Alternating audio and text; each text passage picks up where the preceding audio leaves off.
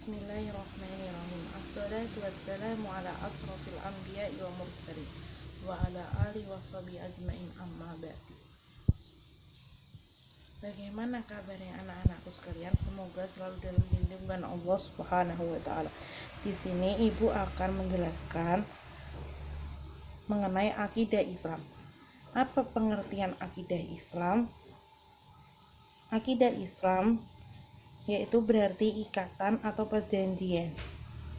Adapun yang dimaksud akidah Islam, akidah adalah janji atau dasar keyakinan yang harus dipegang oleh orang yang mempercayainya.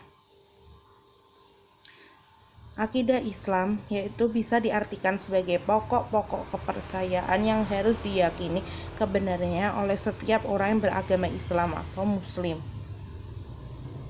Ketika seseorang berakidah Islam, maka pondasi awal untuk membangun akidah atau keyakinan ada keyakinan terhadap Allah sebagai Tuhan yang wajib disembah dari segala hal, termasuk kewajiban menjalankan aturan-aturannya dalam segala aspek kehidupan, baik yang berhubungan dengan ibadah atau muamalah yang erat hubungannya dengan interaksi sesama makhluk.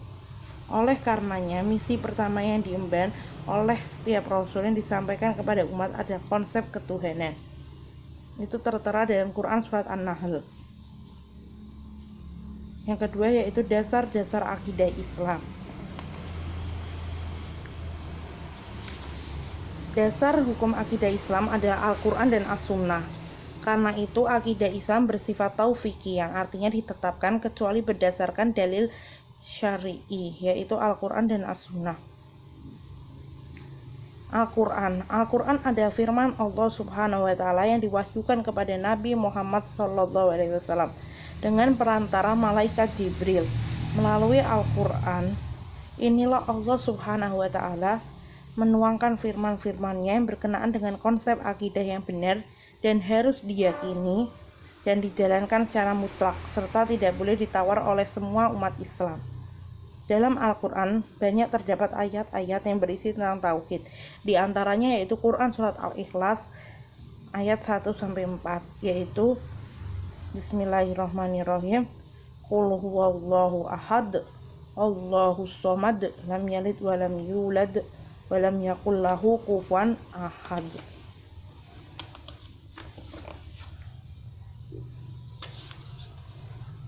Yang artinya yaitu katakanlah Muhammad, dialah Allah yang Maha Esa.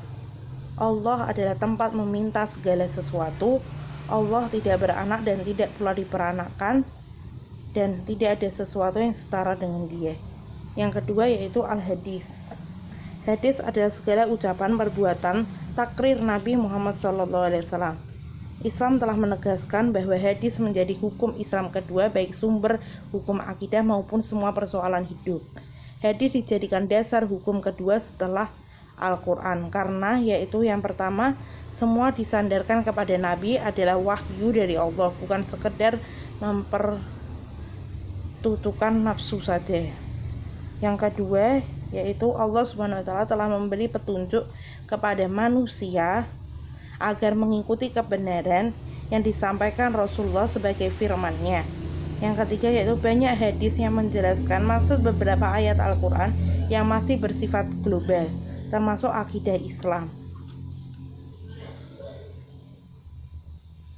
Tujuan mempelajari akidah Islam yaitu akidah Islam sangat penting dipelajari dan dipahami bagi setiap muslim, sehingga akan menjadi sebab kuatnya iman dan istiqomah mengamalkan Islam. Yaitu tujuan mempelajari akidah Islam yaitu yang pertama untuk memupuk dan mengembangkan dasar ketuhanan yang telah ada semenjak manusia lahir, dengan mengetahui dasar ketuhanan manusia yang telah memberikan kesaksian sejak lahir bahwa Allah Subhanahu wa taala sebagai Tuhannya. Maka kita meningkatkan keimanan melalui amal kebaikan agar senantiasa mendapatkan ridho Allah Subhanahu wa taala. Yang kedua yaitu untuk menghindarkan diri dari kemusyrikan. Di antara tujuan mempelajari akidah yang benar adalah tidak terjadi penyimpangan dan tersesat di jalan yang telah Allah tentukan. Untuk mencegah manusia dari kesyirikan perlu adanya tuntutan yang jelas tentang kepercayaan terhadap Tuhan Yang Maha Esa. Yang ketiga yaitu untuk menghindarkan diri dari pengaruh akal pikiran yang menyesatkan manusia, diberi kelebihan oleh Allah dari makhluk lainnya berupa akal pikiran, pendapat-pendapat atau paham-paham yang semata-mata disandarkan pada akal manusia, kadang menyesatkan manusia itu sendiri. Oleh karena itu, akal pikiran perlu dibimbing oleh akidah Islam agar terhindar dari kehidupan yang sesat. Yang keempat yaitu memupuk dan mengembangkan dasar ketuhanan yang ada sejak lahir. Secara fitrah, manusia adalah yang berketuhanan. Sejak dilahirkan, manusia cenderung mengakui adanya Tuhan dengan naluri berketuhanan. Manusia berusaha yang berbeda-beda untuk mencari Tuhannya. Kemampuan akal dan ilmu memungkinkan manusia akan keliru mengenal Tuhan. Dengan akidah Islam, naluri atau kecenderungan manusia akan keyakinan ada Tuhan Yang Maha Kuasa akan berkembang dengan benar. Yang kelima yaitu menghindarkan diri dari pengaruh akal pikiran yang menyesatkan. Manusia diberi kelebihan oleh Allah dari makhluk lainnya, yaitu berupa akal pikiran. Pendapat-pendapat atau paham-paham yang semata didasarkan akal manusia kadang-kadang menyesatkan manusia itu sendiri. Oleh sebab itu, akal pikiran perlu dibimbing oleh akidah Islam agar manusia terbebas dari kehidupan yang sesat. Anak-anak, setelah menyaksikan video ini, ibu menyuruh anak-anak untuk mengamati video ini, kemudian menanyakan materi yang belum dipahami. Setelah itu mengumpulkan informasi tentang akidah Islam dari berbagai sumber, lalu dijadikan PPT. Kemudian mengolah materi tersebut dan membuat kesimpulan, kemudian mempresentasikan hasil diskusi mengenai analisis akidah Islam dalam bentuk PPT ini.